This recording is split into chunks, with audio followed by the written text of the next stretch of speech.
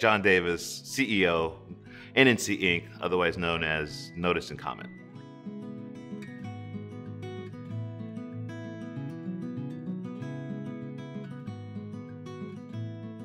In the beginning, the belief was, or at least our belief was, that the tens of thousands, hundreds of thousands, millions of dollars being spent in advertising in newspapers was a legitimate incentive for governments to move to the digital space. Our platform was you can go online for free, so it didn't cost them a dime to publish online and to receive comments online. Typically, with a lot of the government sort of open data perspective, it's like a fire hose of data just blowing out at you, and enough to, you try to take a sip from a fire hose. It's about how effective some of these APIs are. And so what we were really trying to focus on was how do we get the public commentary process involved in the decision-making process.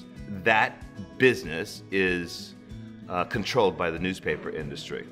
And that industry is holding on to that revenue stream very, very tightly. I feel like it's signaling the loss of classified ads to Craigslist as public notices become digital as well. And it represents a very significant revenue stream, especially for the smaller papers and even for some of the larger ones. We had so much data about this. I mean, I could tell you hundreds of thousands of trees being, chopped down for one day, for one newspapers.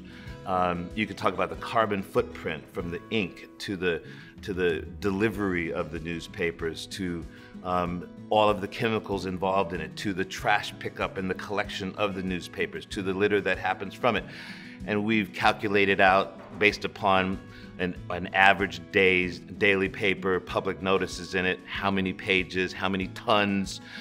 It is an amazing amount of money that we spend on advertising and on cleaning up after those advertisements in the public notice field, and thought that that was a sufficient motivation for cities to change, and so far it hasn't been. Due process has been, that was the sort of the cornerstone of the reason why we wanted to do it in the first place, right? That the idea, in my background in law, the idea that public voices weren't being heard in the decision-making process of the expenditure of public funds, right? And so that's a due process argument as well. It's one of the three pillars of our democracy, right? So you got voting as one, you got jury service as one, and you have the right to be heard prior to the expenditure of public funds.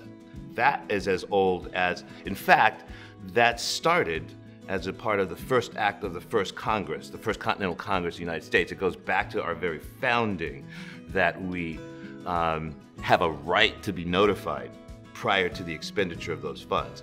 And so this whole relationship with newspapers goes back to the founding of the country. It's a 200-plus-year-old system that hasn't been digitized, and we feel like it's way, way overdue.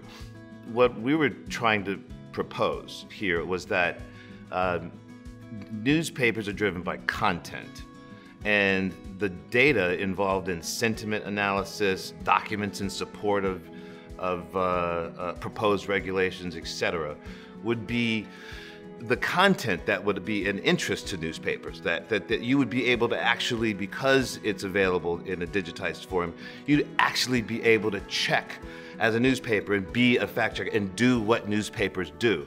And that by having a relationship, it wasn't meaning people have been calling for the destruction of newspapers ever since the internet started. I don't think this is going to cause the destruction. I think it's a question of how they better use the data of the public sentiment to really reflect how a community feels, right?